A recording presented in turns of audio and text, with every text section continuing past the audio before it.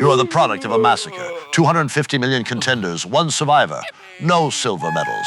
The other 249,999,999 died before you took your first breath. And here is the paradox. Winning the most impossible lottery in history did not make you special. It made you statistically inevitable. In the next 4 minutes, I'll prove your miracles are just arithmetic in a costume, and you've been misreading the receipt ever since.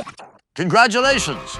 You are the winner of a biological raffle nobody asked for. And yes, that sounded absurd because the numbers are absurd. You did not stop playing lotteries after that first win. You just started playing smaller ones, millions of them, every day, every minute, every stupid little moment where your brain leans in and whispers, maybe this one means something. Your nervous system is basically a smoke alarm living in a candle factory, which is why it keeps screaming at harmless coincidences. John Eden Sir Littlewood, Cambridge mathematician and colleague of G.H. Hardy, detested sentimental nonsense. Not a mystic, not a prophet, a numbers guy. So he asked a question that sounds rude only because it is accurate.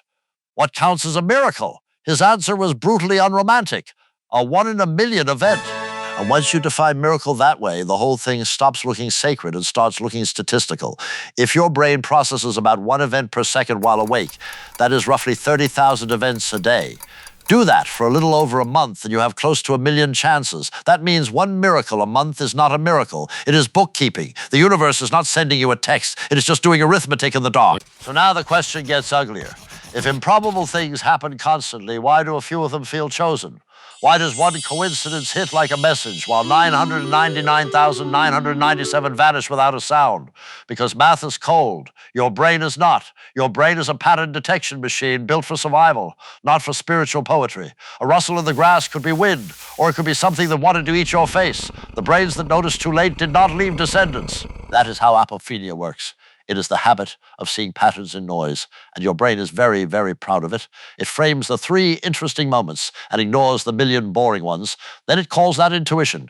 Your brain is the kind of employee who files one dramatic incident and throws away the archive. Efficient, yes. Reliable, not remotely. This is the part that matters.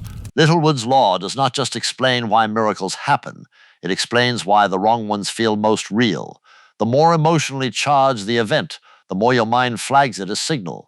Not because it is signal, because you needed it to be. And that is where the whole thing becomes dangerous. Because the same machinery that makes you smile at a coincidence is the one people use to justify terrible decisions. The investor sees a lucky break and calls it destiny. The gambler sees a streak and calls it evidence. The desperate person sees a sign and calls it permission.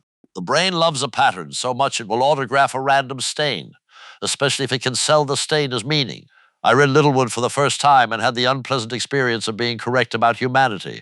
For about 4 minutes, I sat there thinking, of course we do this. Of course we turn probability into prophecy the moment it flatters us. Littlewood did not steal your miracles. He just removed the copyright. They still happen, roughly once a month, whether you notice or not. The cosmos is not a mentor. It is a machine that sometimes spits out a result you would rather romanticize. So when your next miracle arrives right on schedule, are you going to frame it or are you going to count it? The universe does not send you signs, it sends you math, and you pay for the translation.